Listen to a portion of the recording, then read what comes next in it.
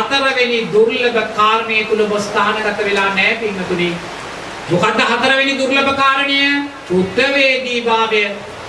කෘතවේදී භාවය කියන්නේ ලෝකයේ දුර්ලභම කාරණයක්. කෘතවේදී භාවය සෑම තැනකම අපිට තියෙන්න ඕනේ. මම මේ කාලේ ධර්මයේ දේශනා කරන ආමුදුර නමක් නෙමෙයි.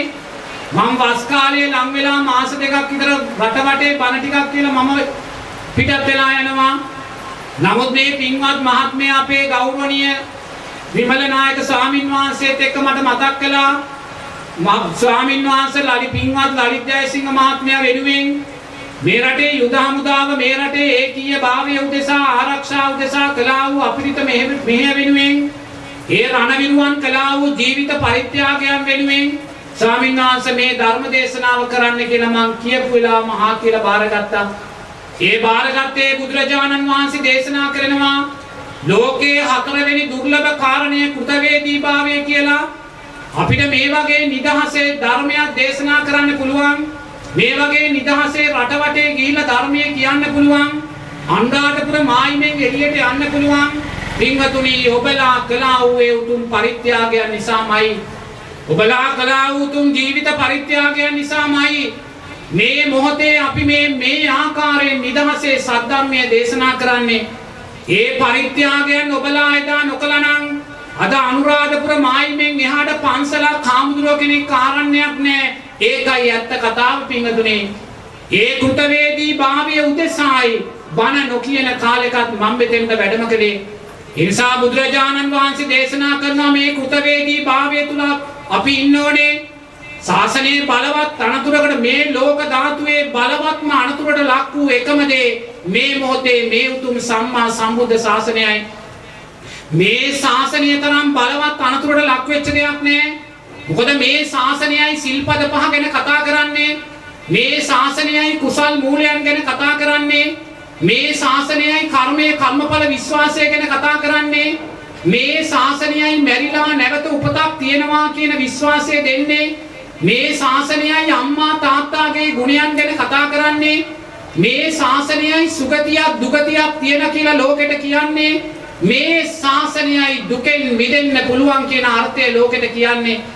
නමුත් පින්වතුනි මේ පංච උපාදානස්කන්ධය කෙරෙහි තෘෂ්ණාවෙන් ලොල්ලුන ලෝකය මේ කාමයන්ගේ ආස්වාදයට රූපයන්ගේ ආස්වාදයට බැඳුන ලෝකය මේ උතුම් සම්මා සම්බුද්ධ ශාසනය මේ කියන අර්ථයන්ට කැමති නෑ. ඒගොල්ලන්ට ඕනේ කාලා බීලා විනෝද වෙලා සතුටු වෙලා සින්දු කියලා මැරිලා නැවත උපතක් නැති ධර්මයක් පින්වතුනි. ඒ නිසා මේ ලෝක ධාතුවේ වර්තමානයේ බලවත්ම අනතුරට ලක් වෙලා තියෙන එකම කාර්යය මේ උතුම් සම්මා සම්බුද්ධ ශාසනයයි. මේ අර්ථය අද විතරක් නෙමෙයි මේ අනතුරාවේ ලෝතුරා බුදුරජාණන් වහන්සේ උතුම් සම්මා සම්බෝධිය අවබෝධ කරගෙන ජයශ්‍රී මහා බෝධි මූලයේ බුද්ධ සෙය්‍යාවෙන් වැඩ සිටිනකොට වසවර්ති මාරයා ඇවිල්ලා කියනවා තථාගතයන්න් වහන්සේ දැන් ඔබේ වැඩේ හරි ඔබ 6 අවුරුද්දක් මරණීය දුක් විඳේ ඔබටයි දැන් සම්මා සම්බුද්ධ ඥානය ලැබුවා අදම පිරිනිවන් පාන්න කියලා.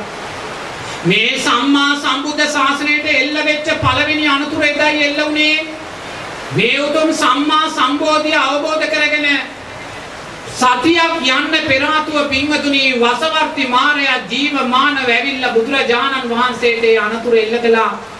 බුදුරජාණන් වහන්සේ කියනවා ඔබ වහන්සේ දැන් පිරිනිවන් පාන්නේ.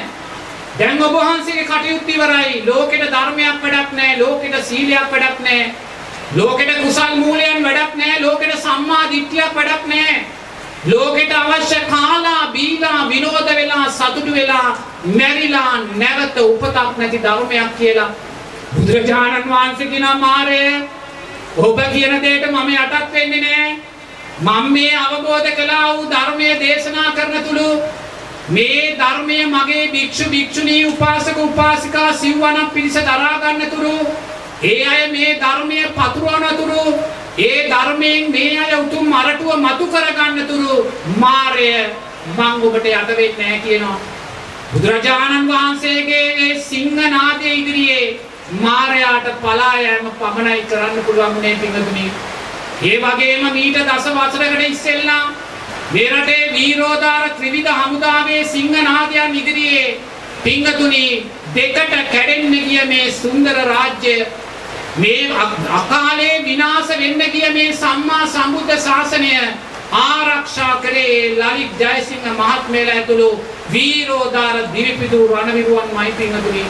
ඒ නිසා ඒ කෘතවේදී භාවය භික්ෂුන් හැටියට අපිට තියෙන්න ඕනේ.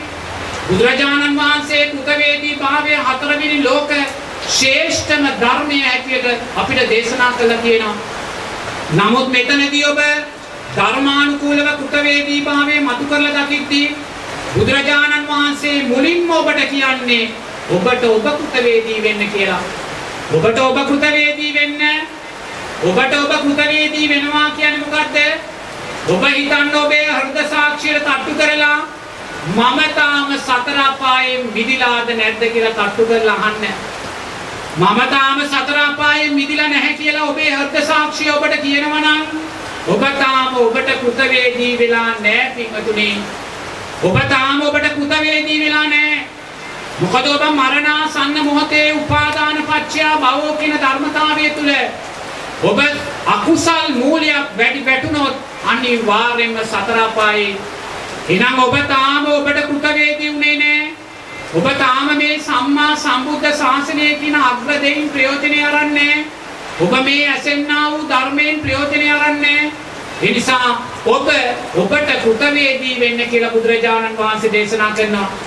ඔබට කෘතවේදී වුණොත් පමණයි. ඔබට කෘතවේදී වෙලා මේ ජීවිතේ සෝවාන් ඵලයටපත් වුණොත් පමණයි මේ උතුම් ශාසනයේ ආරක්ෂා උදෙසා මේ මාතෘ භූමිය ආරක්ෂා උදෙසා ජීවිත පරිත්‍යාගයන් කරපු ඒ ගෞරවනීය පින්වතුන්ලාට කෘතවේදී භාවය ඔබ දැක්වුවා වෙන්නේ. එතෙක් ඔබ නායකාරින් මේක තේරුම් ගන්න. ඒ අය ආරක්ෂා කළා වූ දේශය මත අපි දක්ෂ වෙන්න ඕනේ මේ සම්මා සම්බුද්ධ ශාසනයේ අර්ථයන් ශක්තිමත් කරන්න. අපි ඒ අය ආරක්ෂා කළා වූ මේ දේශය මත අපි ශක්තිමත් කරන්නේ පංච නීවරණයන් නම් කාමච්ඡන්දයන් නම් අධර්මයන් නම් පින්වතුනි මේ සුන්දර මිනිස්ය පරිත්‍යාගය කළා වූ ජීවිතවලට අපි අගෞරවයක් කරන්නේ. මේක තේරුම් ගන්න. ඒ නිසා තමාට කෘතවේදී වෙන්න. කෘතවේදී වෙනවා කියන්නේ මේ දරුවන් ආරක්ෂා කළා වූ මේ සම්මා සම්බුද්ධ ශාසනය මේ උතුම් මාතෘ භූමිය ප්‍රයෝජනයට අරගෙන මේ ශාසන අර්ථයන් ප්‍රයෝජනයට අරගෙන පින්වතුනි ඔවුන් ආරක්ෂා කළා වූ දේශය මත ඔබේ ධර්මයේ ශක්තිමත් කරගන්න.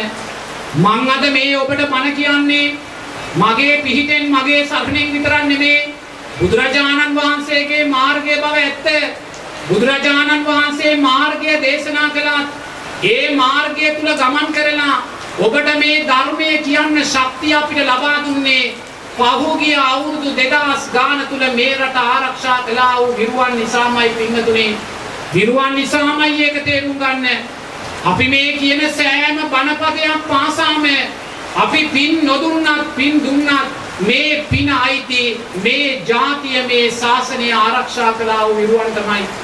ඒ කෘතවේදී භාවය අපි ඇති කරගන්න නම් ඒ අය ආරක්ෂා කළා වූ මේ ශාසනයෙන් පින්වතුනි අරටුව ප්‍රයෝජනයට ගන්න.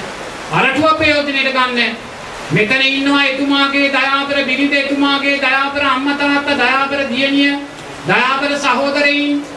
ඔබලා ඒ ජීවිත පරිත්‍යාග කරපු තමන්ගේ දයාබර ඥාතියා උදෙසා ඔබ කරන්නා වූ ශ්‍රේෂ්ඨම පරිත්‍යාගය, ශ්‍රේෂ්ඨම කෘතබුද්ධභාවය මේ ජීවිතයේ උතුම් සෝවාන් ඵලය සාක්ෂාත් කර ගැනීම පමණක්මයි. ඊට වඩා ඔබලාට මියගිය රණවිරුවන් උදෙසා කරන්න මෙහෙයක් නැහැ. ඒ ඔවුන් දිවිපිදුවේ ඔබලාට අමරණීය අවස්ථාව ලබා දෙන්නමයි කියන කෘතවේදී භාවය දකින්න. පින්වතුනි ධර්ම මාර්ගයේදී මුලින් තමාට කෘතවේදී වෙන්න. තමාට කෘතවේදී වුණා කියන්නේ තමා සතර අපායෙන් මිදෙන්න. ඔබ තාම කෘතවේදී වෙලා නැහැ කියන්නේ සතර අපායෙන් මිදිලා නැත්තම් ඔබ ලෝකයාට උදව් කරලා වැඩක් නැහැ. ඒක හොඳට තේරුම් ගන්න. ඔබ යුද හමුදාවේ වේවා වෙනයක් තැනක වේවා අපි ලෝකෙට උදව් කරනවා, රටට උදව් කරනවා, ශාසනයට උදව් කරනවා. නමුත් සැබෑ කෘතවේදී භාවය කියන්නේ උදව්ව නෙමෙයි. සැබෑ කෘතවේදී භාවය කියන්නේ මේ උතුම් ධර්මයේ උපයෝගී කරගෙන ඔබ සතර අපායෙන් මිදීමයි පින්තුනි. දැන් අන්න තමාට කෘතවේදී වුණා. දෙවනුව බුදුරජාණන් වහන්සේ දේශනා කරනවා බුදුරජාණන් වහන්සේට කෘතවේදී භාවය ඇති කරගන්න කියලා. දැන් ඔබේ හෘද සාක්ෂියට තට්ටු කරලා අහන්නේ ඔබ බුදුරජාණන් වහන්සේ කරේ කෘතවේදී භාවය ඇති කරගත්තද? බුදුරජාණන් වහන්සේ මේ සතර අපා දුක ගැන මෙච්චර කියද්දි බුදුරජාණන් වහන්සේ සාරා සංක කල්ප ලක්ෂ ගානක් මේ චතුරාර්ය සත්‍ය ලෝකෙට කියන්න මහා දුක්ඛන්තරාවක් විඳිද්දි අපි තාම මේ චතුරාර්ය සත්‍ය ධර්මයන් දැක්කේ නැත්නම් සෝවාන් වුණේ නැත්නම් තාම බුදුරජාණන් වහන්සේට කෘතවේදී වෙලා නැහැ. හොඳට තේරුම් ගන්න. මේ සුන්දර පින්කම් කළත් මේ ලස්සන පින්කම් කළත් රටවටේ පින්කම් කළත් අපි තාම අර්ථවත් උතුම් සෝවාන් ඵලය සාක්ෂාත් කරගෙන නැත්නම් කවදාක්වත් අපි තාම බුදුරජාණන් වහන්සේට කෘතවේදී වෙලා නැහැ පින්තුනි.